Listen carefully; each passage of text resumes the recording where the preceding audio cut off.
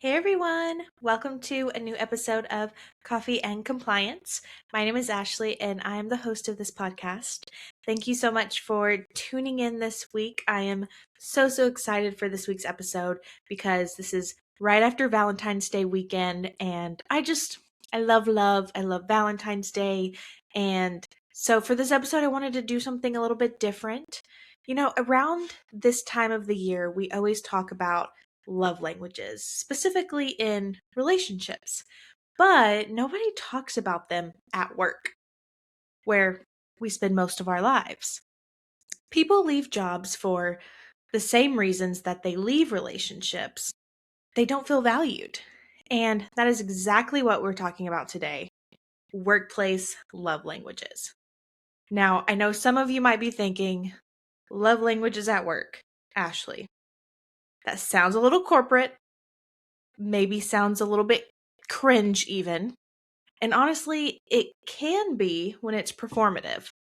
But when it's done right, this is really about understanding how people experience respect and value. And just to be clear, this episode is not about romance. This is a realistic, behind the scenes look at how people feel valued at work and why good employees leave when they don't. Now, I'll be honest. I almost didn't even record this episode, and I'll tell you why. Because when I floated the idea of workplace love languages around, some people had very strong reactions. Think, ew, this is work, not a relationship. Or, please don't bring love languages into the office. And listen, I get it.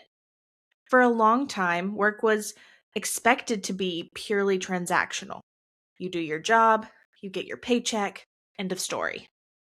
But here's the reality. Humans did not suddenly stop being human when workplaces were created. People want to feel respected, supported, seen, not in a cheesy way, but in a human way.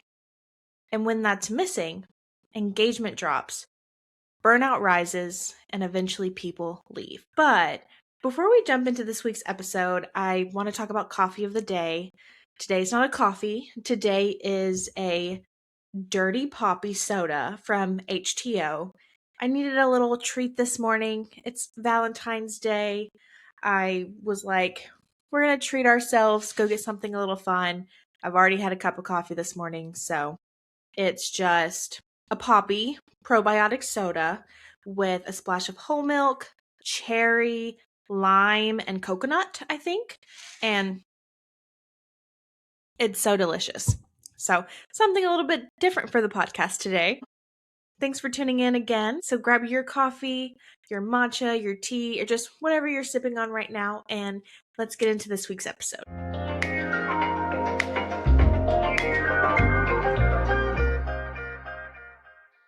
Okay, so let's start with the idea itself. Love languages are not just about relationships. They're really about how people receive appreciation. And at work, appreciation just hits differently for different people. Managers often think, well, I said thank you to my employees at the holiday party last year. That's enough. We're good. But no, that's actually not enough, and we're not good. So let's break down the 5 love languages, workplace edition. The first love language is words of affirmation, which translate to recognition and feedback. This is the employee who wants to hear, I see your work. Not just the occasional good job, but specific feedback. Recognition in a meeting. A message saying, that report was so thorough and really made a difference. Some employees would rather have thoughtful recognitions than just some random gift card. The problem is that some managers think comparison is communication. We paid you. What more do you want? Respectfully, emotional validation is not included in direct deposit. The second love language is acts of service, which translate to supportive leadership. This one is huge for high performers. Their love language isn't praise, it's help. It's a manager that removes roadblocks, fixes broken processes, and steps in when the workload is unrealistic. You can tell them that they're doing amazing all day long, but if they're drowning, they're thinking, I don't need compliments. I need oxygen so that I can breathe. The third love language is quality time, which translates to intentional one-on-ones. Managers who are engaged in meetings, not answering their emails, not on Slack or Teams, not doing the corporate nod while clearly reading something else. A focused 15-minute check-in where someone genuinely feels heard, that can be so powerful. A 1-hour meeting where someone says, uh-huh, while typing loudly, that will send them straight to disengagement jail. The fourth love language is gifts, which translates to tangible rewards, bonuses, spot awards, surprise coffee, extra PTO, swag that people actually want and not a stress ball from last year's corporate retreat. These matter, but here's the catch. Gifts feel empty when the other love languages are missing. You can't ignore someone all year and then hand them a tote bag and call it culture. The last love language is physical touch, which in this case translates to HR saying, absolutely not. We are expressing appreciation with words, support, and systems, not hugs in the break room, not little taps, anything like that. Boundaries are actually the real love language with this one. And here is where it connects. If someone's workplace love language is affirmation, but all they get is a bonus, they still feel unseen. If they need support but only get praise, they still burn out. Unmet appreciation needs will turn into disengagement. And disengagement turns into exits. And let's be clear, love languages do not fix toxic workplaces. Appreciation is not a substitute for fair pay, manageable workloads, good leadership, or psychological safety. This is where intent and impact gets mixed up. A manager thinks they're doing great because they give gifts, but the employee wants growth conversations. A manager gives praise, but the employee needs workload help. Good intentions don't land if they're in the wrong language. This is where HR comes in. We help leaders understand their people. We encourage managers to literally ask, how do you like to be recognized? We help build cultures where appreciation isn't random. It's built into how work happens. Because feeling valued shouldn't depend on whether your manager happens to guess correctly. Now, moving into our story time segment, because like I always say, HR is a shared experience. And this week, I asked some previous coworkers, HR professionals, and friends a simple question. What is your workplace love language? And let me tell you, there are some good ones. So let's get into it. This first person says, I think recognition is incredibly important. I feel valued when a manager or direct report says, I did well and am trusted with a project. I feel like that's a words of affirmation type of love language in the workplace. And also acts of service by having coworkers that do what they say they're going to do.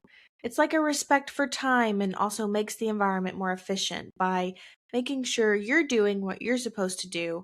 And that helps me focus on what I'm supposed to do.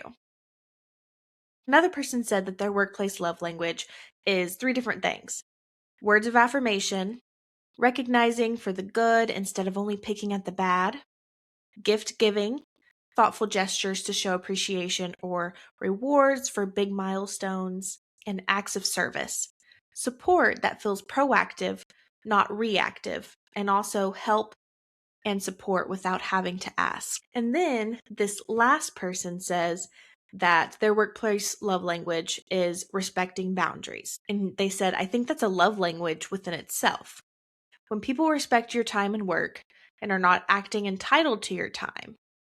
Essentially, I want to be left alone to do my work and not doing work that is outside my scope of responsibilities. I think we can all kind of relate to that. And you know what I didn't hear from a single person? You know what makes me feel valued? A pizza party. Not one. Shocking. Truly groundbreaking research here. And finally, let's talk my workplace love languages.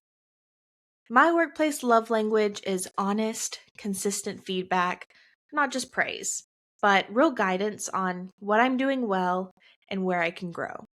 That makes me feel really invested in and not micromanaged. But my other big one, and this is such a HR specific answer, is when leadership helps employees understand what HR actually does.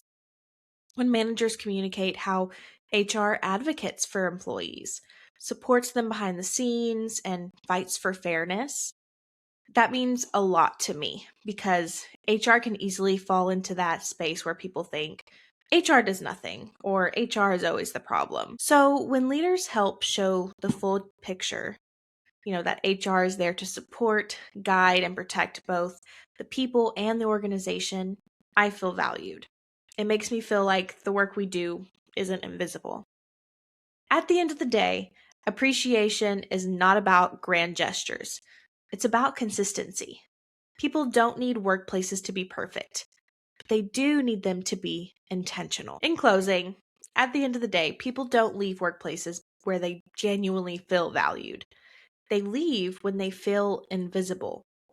And sometimes the difference isn't pay or perks, it's whether someone spoke their workplace love language.